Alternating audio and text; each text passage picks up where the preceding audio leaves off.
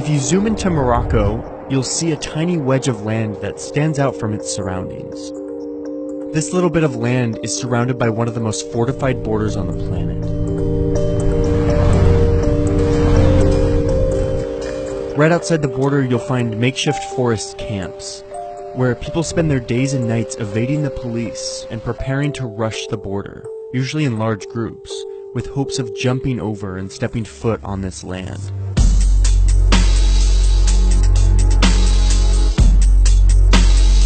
Il y a des autres qui sont blessés, qui sont entorsés, il y a d'autres plein qui perdent la vie encore, pas facile. Je peux avoir peur, mais quand l'occasion se présente, la peur, je ne calcule pas. This peculiar scene plays out because this piece of land, while in the continent of Africa, is actually a piece of Europe.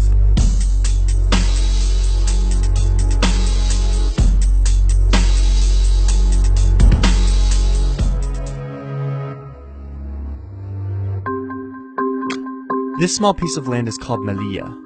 It's one of two Spanish enclaves in Morocco, marking the only borders that Europe shares with the continent of Africa. Spain conquered Melilla in the late 1400s as part of its rapid global expansion. This region of northern Africa changed hands many times over the following decades, but Spain kept hold of Melilla. Even in 1956, when the colonial period was winding down and great powers were ceding their colonies, Morocco had just declared independence, but even then Spain held onto its enclave.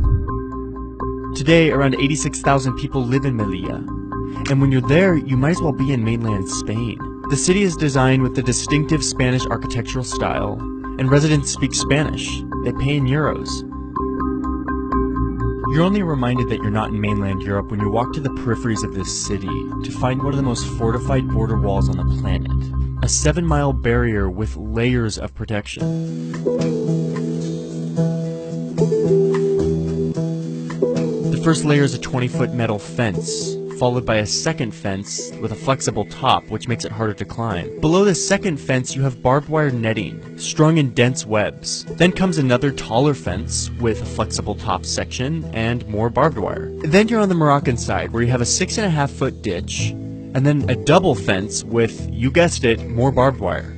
There are lookout posts, and every inch of the border is monitored by video surveillance.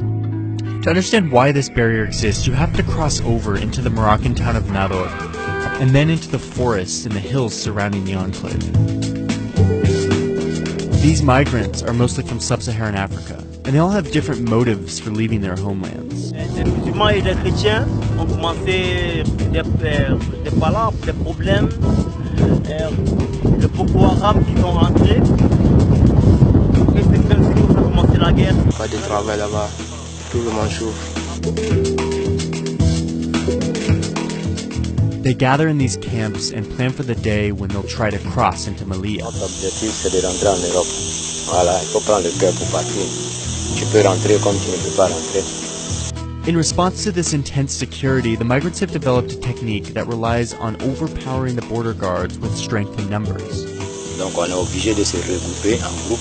Et puis maintenant partir. On se cache, on attend, c'est quand on est en groupe maintenant, on attaque les pillages. The groups range in size but are nearly always in the hundreds. Most get caught right away on the Moroccan side, where they face border agents who are not shy about using force. Those who make it past the first few layers onto the Spanish section of the barrier are also thrown back immediately or detained. But because of their large numbers, a few will inevitably slip past the guards. As soon as they put their feet on the ground in Melilla, they are technically in Europe and are guaranteed certain protections under European Union law. But they still have to run 100 meters to an immigration center, where they can be taken in and given protection from immediate deportation. Arrivals to these enclaves came to a head in 2014, when Spain decided it was finally time to double down on its effort to fortify this border.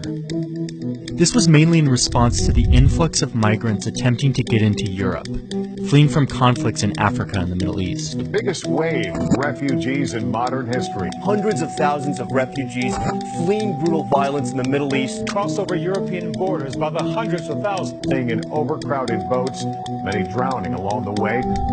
Spain's response to this migration crisis was to focus on the borders of its enclaves in Africa, redoubling the efforts to keep migrants out of this little slice of Europe.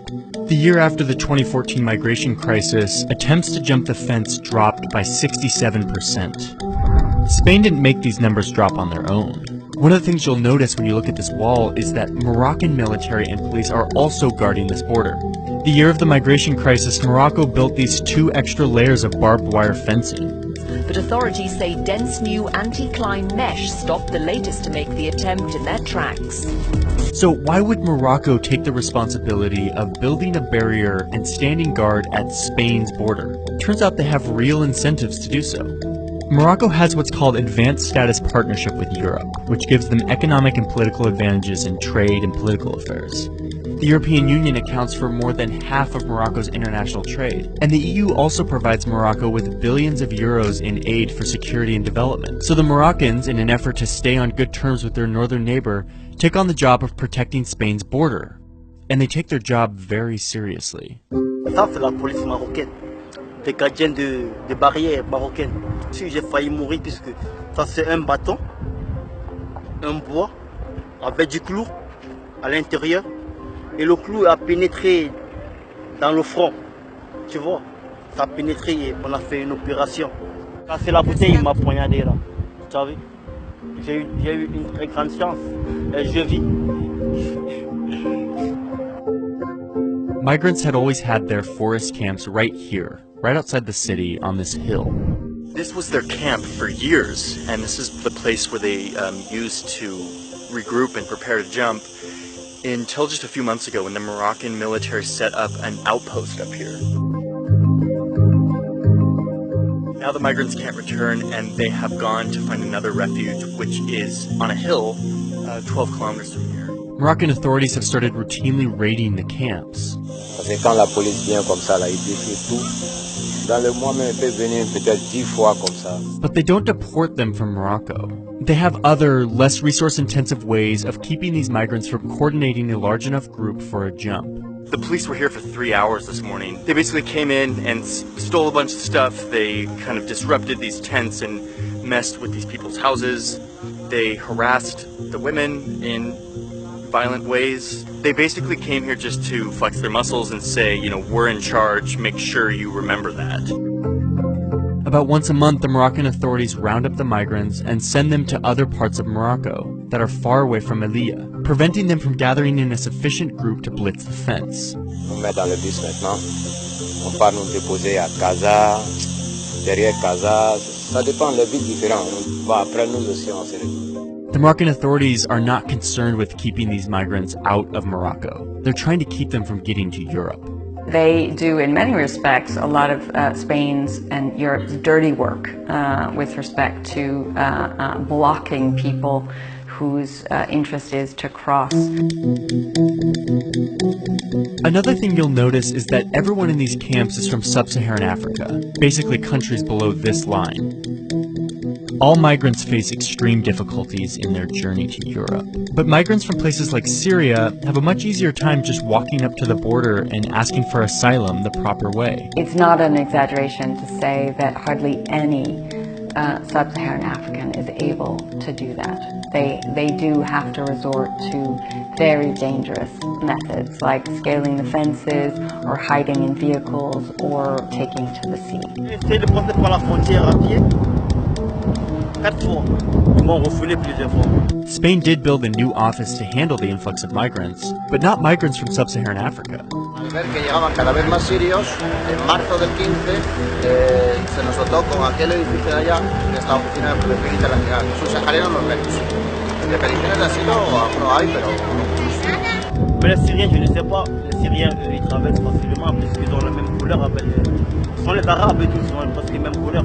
Ils sont différents de nous les Blancs. You might say, well, that's reasonable, right? Everybody knows there's a war in Syria.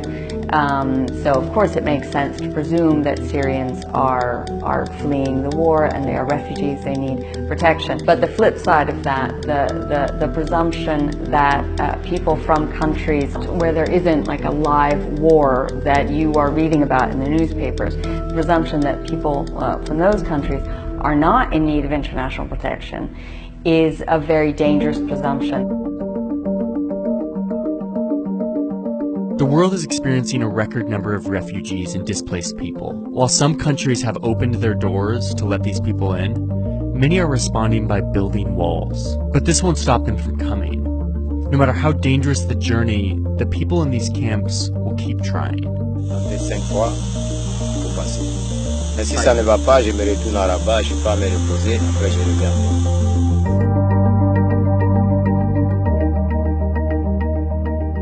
That's the 6th episode of Borders. I hope you've enjoyed this series. Today we also launched the on-site experience for all 6 of the Borders stories with graphs and charts and visualizations to kind of go a little bit further into some of these stories. I'm going to leave a link here where you can go see that, and thank you for being a part of this journey.